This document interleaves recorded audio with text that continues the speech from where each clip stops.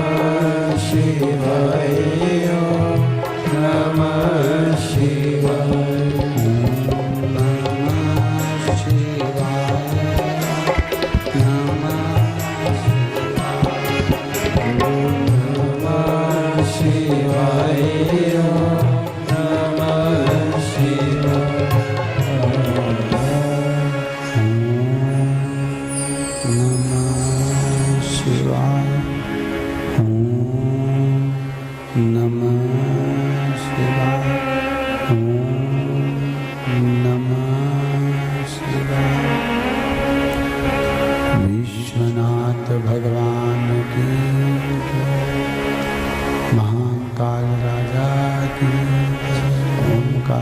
कुबेरेश्वर भगवान की जय। कुबेरेश्वर महादेव की जय।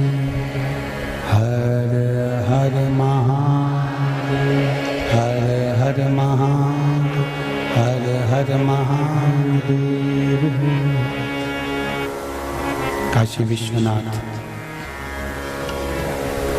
त्रिकालदर्शी कैलाशी अविनाशी भगवान शिव, जिनकी पुनित पावन शिव महापुराण की कथा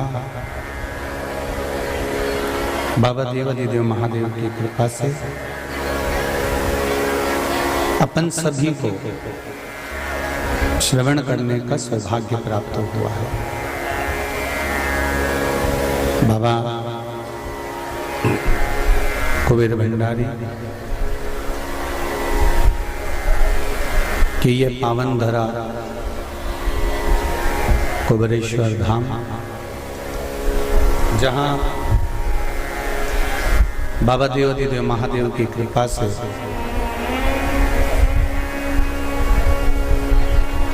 भगवान शिव की पुनित पावन शिव महापुराण की कथा संपूर्ण विश्व के कल्याण हेतु, संपूर्ण जगत के कल्याण हेतु श्रवण करने का ये पावन आनंदमय सौभाग्य है। श्रावण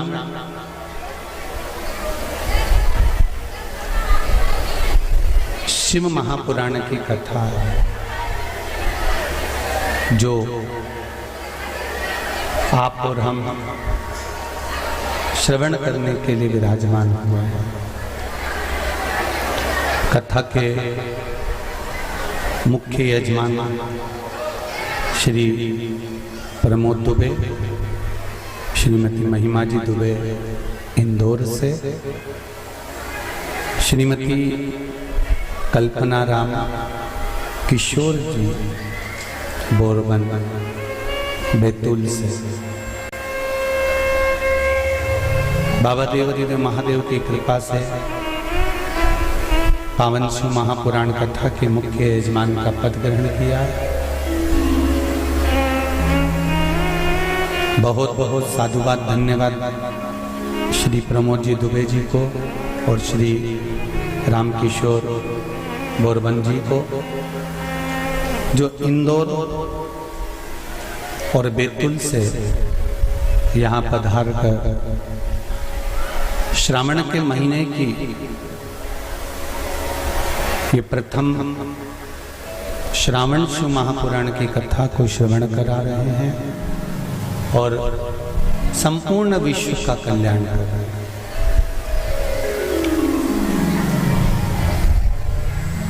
कथा के क्रम में जो गुरु पूर्णिमा महोत्सव चल रहा था, उस गुरु पूर्णिमा गुरु शिव महापुराण की कथा श्रवण कर रहे थे अपन। कथा विराम होकर जो अगला दिवस था गुरु पूर्णिमा का, उस दिन सभी लोग हजारों और लाखों की संख्या में कुबेरेश्वर धाम पधारे। बाबा देवादिदेव महादेव को शिव जी को अपना गुरु माना। ओगड़दानी त्रिकालदर्शी कैलाशी को अपना गुरु बनाकर अपने जीवन का कल्याण किया। हजारों और लाखों की संख्या में गुरु भक्त यहाँ पहुंचे, शिव भक्त यहाँ पहुंचे। जब शाम का 7 बजे का भोजन बंद हो गया और 7 बजे का भोजन बंद होने के बाद सब लोग जब चले गए, तब रात्रि को 8:03 पर बहुत तेज आंधी और तूफान और पानी आया।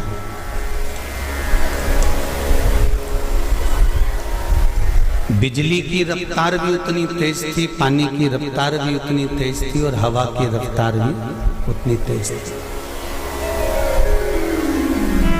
पर बाबा की कृपा, जितनी आंधी, जितना तूफान और जितना हवा और जितना पानी उस दिन गिरा, ऐसा कैसा ही पानी सीहोर नगर के इस कुबेरेश्वर धाम के आसपास जिस दिन से कथा चालू हुई उस दिन से लगातार, आपने भी अखबारों में और टीवी में देखा होगा, सभी जगह पर पानी, बिजली और हवा थी। एक बार बीच में हमने भी कथा में कहा था कि बाबा की कृपा से कुबेरेश्वर धाम में इतना पानी नहीं गिरा, पर आसपास के क्षेत्र में इतना पानी था कि गलियों में, कहीं बीच मार्ग पर, श्रवण बगीचे में कहीं पानी पानी भरा गया। बाबा ने पूरा 7 दिन खूब संभाल कर रखा। 8वें दिन भी लाखों लोग आए, खूब संभाल कर रखा। जब सब चले गए, लगभग 100-150 लोग यहाँ होंगे जो चारों तरफ थे। जो पंडाल नीचे गिरा हवा आंधी तूफान में, उसमें मात्र 12 लोग थे। ये शिव की कृपा है, ये शंकर की कृपा है। केवल 12 लोग, क्योंकि भोजन तो बंद हो गया था और भोजन का ही पंडाल था। 12 लोग में से 8 लोगों के हाथ पैर में चोट आई, जिनको हॉस्पिटल में भी भर्ती करा गया। बाबा की कृपा से सब लोगों के स्वास्थ्य ठीक रहे। 2 लोगों को भोपाल भी भेजा गया, उनको भी प्राइवेट हॉस्पिटल में भर्ती कर दिया गया। जो भोपाल में भर्ती थे, अब उनको हम वापस सीहोर लिया है बाबा की कृपा से। उसमें से 2 लोगों को उनके गांव वापस भेज दिया, क्योंकि वो ठीक हो गए थे और डॉक्टर की आज्ञा मांगकर वो भी चले गए। प्रतिदिन हॉस्पिटल में मिलने जाना और प्रतिदिन सबसे मिलना। उस घटना में एक माँ आई हुई थी, वो भी शिव धाम में। जैसे आपको कहा था कि शंकर के लिए और राष्ट्र के लिए, भगवान की अविरल भक्ति के लिए और राष्ट्र के लिए जो अपने प्राणों को भी त्याग देता है, वो कभी मरता नहीं है, वो अमर हो जाता है। भगवान शिव के धाम चले। मृत्यु तो निश्चित है। हम बार बार कथा में कहते हैं कि मौत निश्चित है, मृत्यु तो आएगी।